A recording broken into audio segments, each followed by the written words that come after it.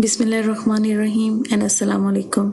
Dear students, our today's lesson is about the cardiac cycle. So, first of all, we will see that what is the definition of the cardiac cycle. Cardiac word is always refers to the heart. So, the cardiac cycle or the heart cycle is defined as the succession of the coordinated events taking place in the heart during each heartbeat. Or in the simple words, you can define the cardiac cycle that the one contraction and the one relaxation of the heart is called the cardiac cycle. As you know that when the heart is contracting, it is pumping blood to the whole body parts, and when the heart is relaxing, the deoxygenated blood from the body parts and the oxygenated blood from the lungs is coming into the heart. So this is making the one heart or the one cardiac cycle. So one cardiac cycle, it makes one heartbeat. Contraction of heart is termed as systole and the relaxation of heart as diastole. Now with the help of the figure, we will try to understand that what is the systole and what is diastole. Actually, we consider the contraction and the relaxation of the heart in the terms of the ventricle chambers, which are the larger and thick-walled chambers as compared to the auricles.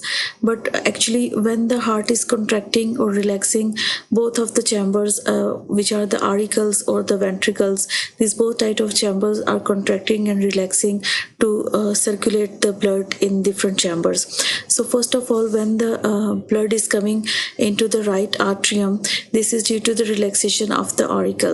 So when the right auricle is relaxing, the blood is reaching into the right auricle, which is the deoxygenated blood, and then the contraction of the auricles is taking place and the blood from this part is moving into the right ventricle.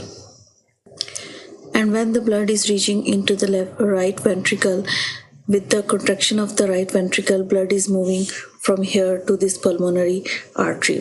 So you can say that in this systolic phase, actually we consider the systolic or the contraction of the ventricle, not the contraction of the atrium.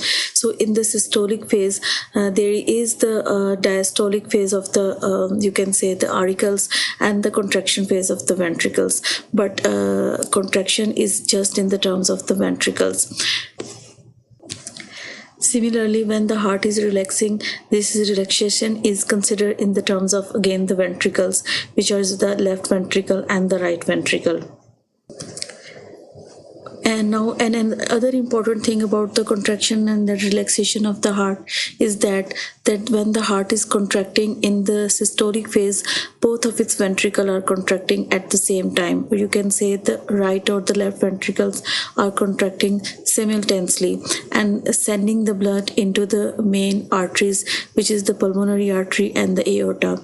Because from the right ventricle, blood is pushing into the pulmonary artery for the oxygenation, and the blood from or the oxygenated blood from the left ventricle is pushing into the aorta for pumping into the whole body parts.